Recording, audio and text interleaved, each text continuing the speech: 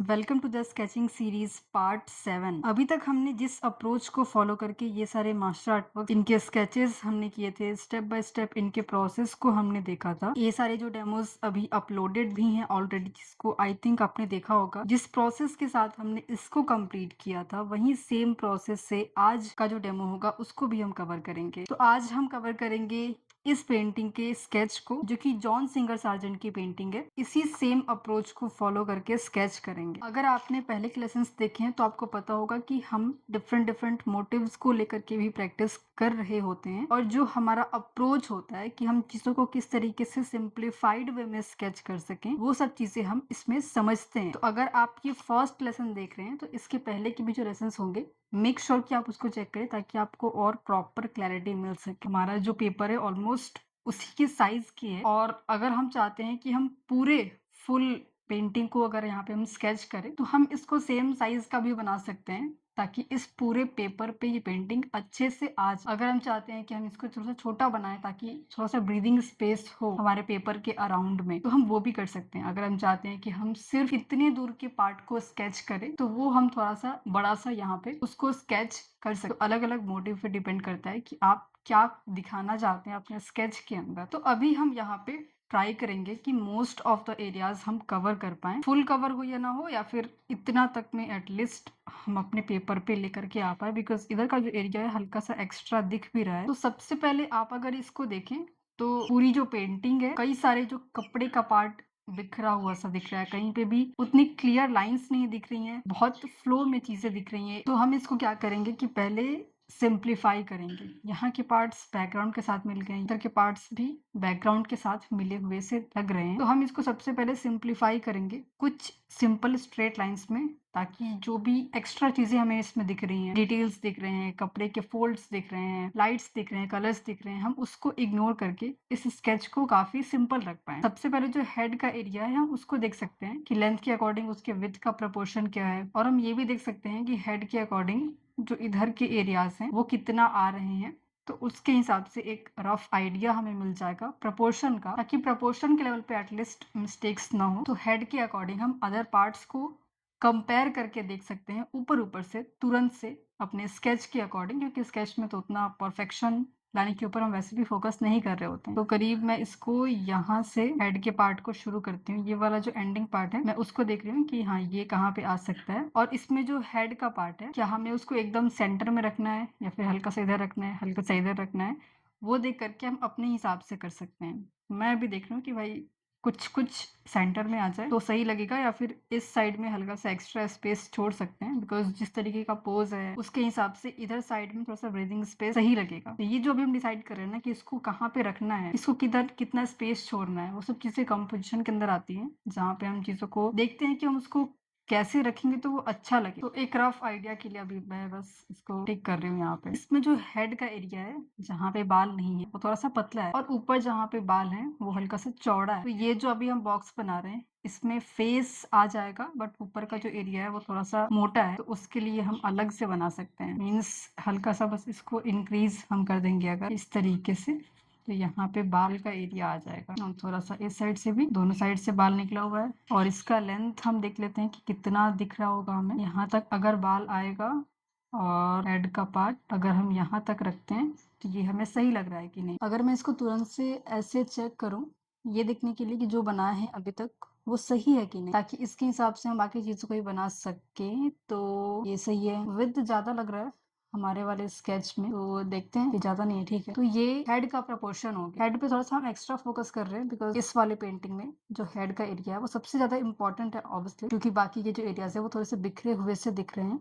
तो जो main focus होगा वो हेड के ऊपर ही रहेगा। तो ये हेड का प्रपोर्शन हो। अब ये प्रपोर्शन मतलब कि हम किसी भी साइज का अपना स्केच बनाएं, किसी भी साइज का अपना आर्टवर्क क्रिएट करें, वहां पे ये सब चीजें सेम रहेंगी। अभी हम छोटे छोटे एरियाज में नहीं जा रहे हैं, बस जो बड़ी बड़ी सी लाइंस हैं, बड़े बड़े से एरियाज हमें दिख रहे हैं, बस हम उसको कवर करने की कोशिश कर रहे हैं। फिर यहाँ से नेक का पार्ट शुरू होगा। यहाँ पे उतना दिख नहीं रहा है, बट यहाँ से अगर मैं ड्रॉ करूँ तो इस तरीके से यहाँ पे एक लाइन दिख रही होगी, तो यहाँ से नेक आएगा, और ये लाइन एक छोटी सी यहाँ पे फिर हमें दिखेगी। ये लाइन कितना चिन के नीचे है हम वो भी देखेंगे और उसके हिसाब से फिर हम इसको बनाएंगे। ये कितना दिख रहा है हमें, फिर इस ड्रेस का एंगल क्या है, ये वाला जो एंडिंग पार्ट है ये एग्जैक्टली में कहाँ पे आ रहा है फेस के अकॉर्डिंग, तो वो देख करके हम यहाँ पे उसको टिक कर सकते हैं और फिर इसका एंगल निकाल सकते हैं। फिर ये वाला जो पार्ट है ये नेक से कितना दूर है, और ऑल्सो हम इसको ऊपर अगर लेकर के जाते हैं तो ये क्या बाल के एंडिंग पार्ट पे आ रहा है या फिर उससे हल्का सा कम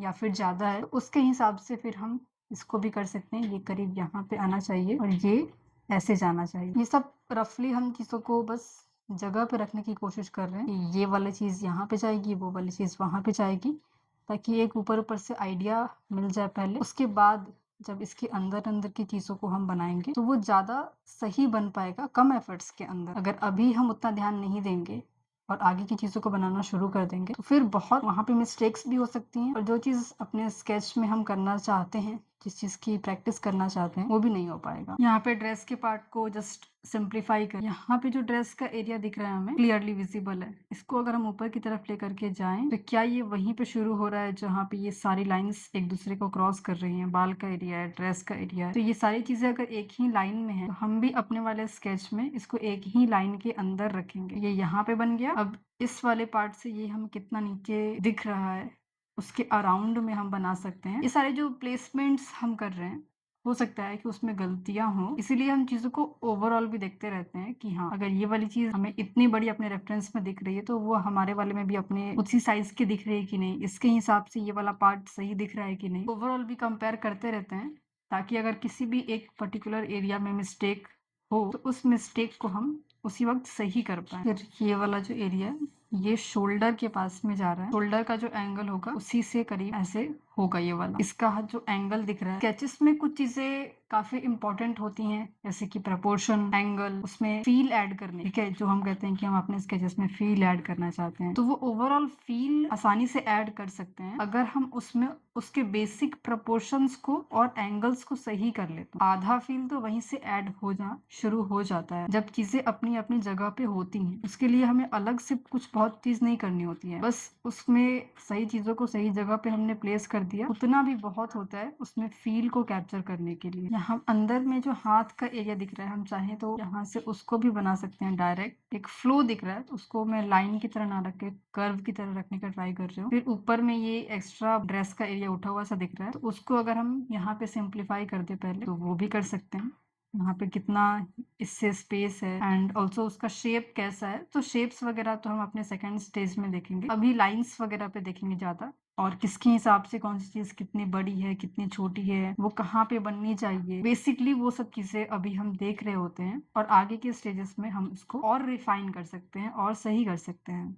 ऐसे हम अलग अलग स्टेजेस को अलग अलग बांट देते हैं कि इस फर्स्ट स्टेज में पहले हम सिंप्लीफाई करेंगे, फिर सेकंड स्टेज में हम उसमें थोड़े थोड़े कर्व्स को ऐड करेंगे, फिर अगर उसके बाद भी थर्ड स्टेप रखना है तो वहां पे हम कुछ कुछ और डिटेल्स को, कुछ कुछ और इंफॉर्मेशन को ऐड कर सकते हैं। ये हमारा फर्स्ट स्टेज हो गया जहाँ पे हमने चीजों को बस जगह पे रख दिया कि तुम यहाँ पे बैठो, तुम वहां पे बैठो। अब हम इसी लाइंस के बेस पे इसमें और चीजों को ऐड कर सकते। जो लाइंस हमने अभी तक ध्यान ध्यान से बनाई है, चीजों को समझ समझ के बनाई है, इन्हीं लाइंस के आसपास अब चीजें बनेंगी। तो अब जो आगे का स्टेज होगा, अब हमें वहां पे ये नहीं सोचना पड़ेगा कि ये चीज सही जगह पे बन रही है कि नहीं, प्रोपोर्शन ठीक है कि नहीं, एंगल ठीक है कि नहीं। अब हम देखेंगे कि शेप्स ठीक है कि नहीं, इसका कर्व ठीक है कि नहीं, उसका डिजाइन ठीक है कि नहीं, और उसमें जो रैंडम शेप बन रहा है वो शेप सही है कि। तो ऐसे हम अपने क्वेश्चंस को भी सेपरेट कर देते हैं कि हम जो अपने माइंड में सोच रहे होते हैं, अपने हमारा जो प्रोसेस होता है, उन सभी चीजों को हम सेपरेट कर देते हैं। जब हम इस तरीके से स्टेप्स में कन्वर्ट कर देते हैं कि फर्स्ट स्टेप में हम सिंप्लीफाई करेंगे, सेकंड स्टेप में हम इसमें डिटेल्स को, कर्व्स को ऐड करेंगे और इन्फॉर्मेशन हम अपने स्केच के अंदर ऐड करेंगे, तो ऐसे चीजें ज्यादा आसान हो पाती। तो वही सेम चीज है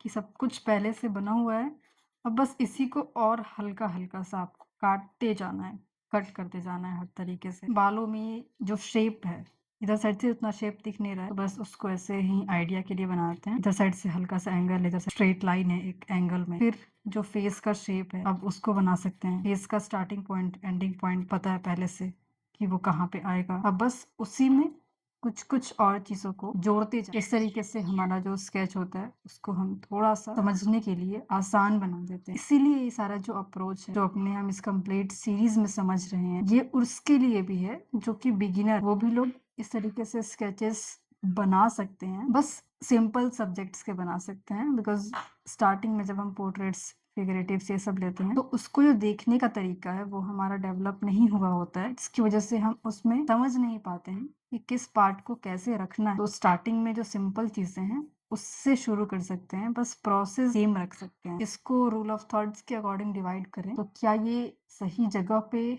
आएगा, उसको मैं देख रही हूँ। यहाँ पे आईब्रो आएगा, यहाँ पे नोज आएगा, तो क्या इसके हिसाब से ये सही लग रहा है? एंड अभी ये भी फाइनल नहीं है, जरूरी नहीं है कि हम जो अभी यहाँ पे कर रहे हैं वो भी एकदम सही ही होगा। इसको भी हम चेंज कर सकते हैं, इसको भी हम रेक्टिफाई कर सकते हैं। हल्का सा जो फेस का शेप उसको और सही मैं कर रही थी यहाँ पे, बाकी की चीजों को भी बनाने का कोशिश करते हैं और फिर वापस से हम लास्ट में फेस के ऊपर थोड़ा सा काम करेंगे और उतना हमारा स्केच काफी, जो हमने लाइंस पहले बनाई थी उन्हीं लाइंस के आसपास ही अब चीजें होंगी। अब जब हम शेप्स बनाएंगे, रैंडम शेप्स देखेंगे अपने स्केच के अंदर, अपने रेफरेंस के अंदर, तो वो शेप्स भी अलग अलग जगहों पे मिस्टेक्स को समझने में हमारी हेल्प करती हैं। यहाँ का जो शेप ये दिख रहा है, अगर सेम तरीके का शेप हमारे वाले में नहीं दिख रहा है, मतलब कि इस वाले पार्ट में मिस्टेक, किधर साइड से मिस्टेक है, वो सब हम देख पाएंगे। तो इसलिए जब हम शेप्स ऐड करते हैं और कर्व्स ऐड करते हैं स्ट्रेट लाइंस के बाद, तो वहां पे हम रैंडम शेप्स देखते हैं अपने रेफरेंस के अंदर और उसको देख कर समझते हुए बनाते हैं। यहाँ पे ड्रेस का एरिया थोड़ा सा स्किन के साथ मर्ज सा दिख रहा है, बिकॉज दोनों की सेम वैल्यू है करीब करीब से। इधर के साइड में शेडो आ रहा है ये पूरा, फिर इधर के साइड में ये सोफा का एरिया है। ये पेंडेंट कहाँ से शुरू हो रहा है, कहाँ पे खत्म हो रहा है। ड्रेस का एरिया काफी ब्लरी सा दिख रहा है, उतना क्लियर नहीं दिख रहा। जितना हमें विजिबल है हम उसी के हिसाब से बना सकते हैं। जरूरी नहीं है कि जो चीजें आपको नहीं दिख रही हैं आप जबरदस्ती उसमें उसको बनाने की कोशिश करें। जो चीजें नहीं दिख रही हैं उसको सिंपली बस कुछ स्ट्रोक्स दे करके आपको छोड़ देना, जबरदस्ती चीजों को ऐड नहीं करना है, स्पेशली स्केचेस के अंदर। अब ये जो स्ट्रेट लाइंस थी, हल्का हल्का सा उसमें कर्व ऐड होगा, हल्का हल्का सा उसमें शेप्स ऐड होंगे, हल्की हल्की चीजें बस बदलेंगी। इसीलिए मैंने कहा था कि जो स्टार्टिंग के लाइंस हैं उस पे अच्छे से फोकस करना है। उसमें अगर मिस्टेक रह गई, और बहुत बड़ी बड़ी सी मिस्टेक्स, बिकॉज ऑब्वियसली स्केच में तो उतना सेम रखना भी नहीं है, बट अगर बड़ी बड़ी सी मिस्टेक्स रह गई जिसकी वजह से पूरा ही स्केच का फील चेंज हो जा रहा है, तो फिर वहां पे प्रॉब्लम है। बट अगर ऊपर ऊपर से हल्की हल्की चीजें आपने सही कर रखी है पहले से, लाइन्स अपनी अपनी जगह पे हैं, तो अच्छा खासा फील आप उसमें कैप्चर कर पाएंगे। अभी मैंने हेड के एरिया को हल्का सा लाइट किया है, बिकॉज वो काफी डार्क दिख रहा था और बार बार उसी पे ध्यान जा रहा था, इसीलिए मैंने उधर के एरिया को हल्का सा लाइट किया है, ताकि जो हमारा मेन फोकस है अभी के लिए वो ड्रेस के एरिया पे रहे और ड्रेस के एरिया को हम सही कर सके, अच्छे से इस पे वर्क कर सके। जब इस पे हो जाएगा तो वापस से जब हम हेड के एरिया पे वर्क करेंगे तो उसको हल्का सा प्रॉपर फिर बना सकते हैं। अभी यहाँ पे कपड़े के अंदर जो फोल्ड्स वगैरह दिख रहे हैं, मतलब इसको फोल्ड्स की तरह ना देख करके इसको अगर हम शेप की तरह देखते हैं, इसको लाइंस की तरह देखते हैं, एंगल्स की तरह देखते हैं, तो वो चीज ज्यादा सही रहेगी। रैंडम शेप्स अगर आप इसमें देखते हैं, ये एक ड्रेस है सबसे पहले, तो वो आपको भूल जाना है। कपड़े का फोल्ड दिख रहा है वो सब आपको भूल जाना है। बस कुछ सिंपल चीजें, सिंपल लाइंस, स्ट्रोक्स हैं, कर्व्स आपको कुछ दिख रही हैं, बस वो आप सोचेंगे तो ज्यादा आसान हो पाएगा। ऊपर ऊपर से इसका एंगल वगैरह भी हल्का सा ठीक आ जाए। फिर इधर साइड में कुछ और हमें कर्व्स वगैरह दिख रही हैं, कुछ और शेप्स वगैरह दिख रही हैं। यहाँ पे शेडोज थोड़े से आ रहे हैं, यहाँ पे पैर ऐसे मुड़ने की वजह से यहाँ पे जो कपड़े का फोल्ड बन रहा है उसको देख रहे हैं। पहले कोई भी एरिया बना रहे हैं तो उसके बाहर बाहर के लाइंस को पहले बनाएंगे, और जब वो बाहर बाहर की लाइंस बन जाएंगी, अच्छे से जगह पे आ जाएंगी, तब उसके अंदर अंदर की चीजों को भी और बना सकते हैं। बट पहले से ही अगर हम उसके अंदर अंदर की चीजों को बनाना शुरू कर दें तो पता चलेगा कि बाकी चीजों को बनाने के लिए स्पेस ही कम पड़ गया, तो उसी में हम फिर इतना खो जाते हैं कि ओवरऑल जो प्रपोर्शन होते हैं, ओवरऑल चीजें होती हैं, उस पर हमारा फोकस नहीं रह पाता। इसको भी मैं अभी लाइट रखती हूँ सो दैट इस पे अलग से फोकस ना जाए। इसके बाद इसमें हल्का सा लाइट एंड शैडो को देखते हुए हल्का सा इसमें हैचिंग कर सकते हैं। यहाँ पे मैंने कुछ लाइट एंड शैडो के अकॉर्डिंग यहाँ पे हल्की सी हैचिंग ऐड की है किसी किसी एरिया में, जो मुझे लग रहा था कि हाँ ये थोड़ा सा डार्क हो सकता है, यहाँ पे हल्का सा शैडो ऐड हो सकता है। एंड इतने में ही ये काफी ज्यादा लाइक भरा भरा सा लग रहा है, तो मैं इसमें अब और कुछ नहीं ऐड करूँगी। तो अगर आप फेस के एरिया को देखें तो बाल तो हमने पहले भी ऐड किया था, उसमें हल्का-सा और चीज़ों को रिफाइन कर सकते हैं। यहाँ पे हल्का-सा एंगल अलग है, चीज़ें जहाँ पे क्लियर नहीं है वहाँ पे अपने हिसाब से रख सकते हैं, उसमें कोई दिक्कत की बात नहीं है। ऑल्सो हम चाहें तो इस स्केच को यहाँ तक भी बना करके छोड़ सकते हैं, उसमें भी कोई दिक्कत नहीं है।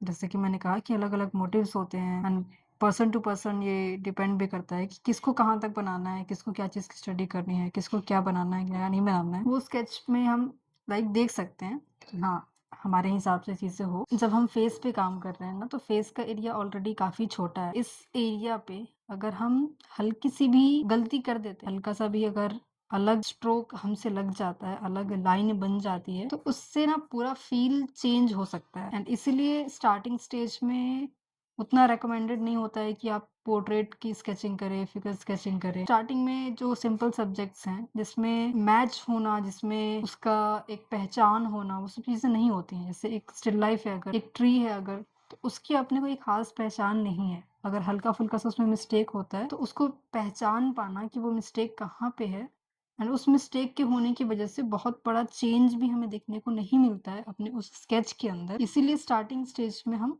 वो सारे सिंपल सब्जेक्ट्स की प्रैक्टिस ज़्यादा करते हैं एंड स्टिल लाइफ ये सब चीज़ों की ज़्यादा करते हैं, पोर्ट्रेट्स वगैरह को इग्नोर करते हैं ताकि स्टार्टिंग स्टेज में जो बेस वो रेडी हो पाए पहले, उसके बाद जब हम बाकी सब्जेक्ट्स की भी प्रैक्टिस करें, उसमें हमें पता हो कि कैसे करना है। तो इसमें हम बस इतना कर सकते हैं कि हाँ, फेशियल फीचर्स को अपनी जगह पे रखते हैं। जैसे रूल ऑफ थर्ड्स के अकॉर्डिंग यहाँ पे मैंने डिवाइड किया था, ये फोरहेड का पार्ट हो गया, ये नोज़ तक का एरिया हो गया, ये चिन तक का एरिया हो गया।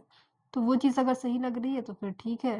हल्का-सा अगर और उसमें कुछ ऐड करना है तो उसको ऐड करके और फिर स्केच के अकॉर्डिंग इतनी चीज़ें काफ़ी हैं। तो इतना तक भी हम इसको रख सकते हैं अपने इस स्केच को। हालाँकि जो हमारे पहले के कुछ स्केचेस हैं वहाँ पे हमने फेशियल फीचर्स को भी किसी-किसी स्केच में ऐड किया हुआ है। वही मैंने कहा कि जो मोटिव होता है उसके अकॉर्डिंग हम कर सकते हैं चेंज कि हमें किस वाले स्केच में कितना बनाना है, क्या बनाना है, क्या नहीं बनाना है। यहाँ फेस के राइट साइड में भी कुछ शैडोज दिख रही हैं हल्की सी, तो बस उसको ट्राई कर रहे हैं कि हल्की सी जो शैडो दिख रही है वो बन जाए। हल्का सा हमने आईब्रो को ऐड किया है। तो ये था हमारा एक छोटा सा डेमो स्केच के ऊपर, जहाँ पे हमने एक और मास्टर आर्टवर्क को स्केच किया अपने मोटिव के अकॉर्डिंग। अब अगर आप किसी और ऐसे आर्टवर्क को चाहते हैं कि हम स्केच करें, तो उस आर्टवर्क का नाम या फिर उस आर्टिस्ट का नाम कमेंट्स में ज़रूर से शेयर करिएगा, ताकि उनके आर्टवर्क्स को हम देखें और अपने इस सीरीज़ में हम कवर कर सकें। ऑल्सो अगर आपने हमारे साथ में अभी प्रैक्टिस की है, तो अपने प्रैक्टिस वर्क को भी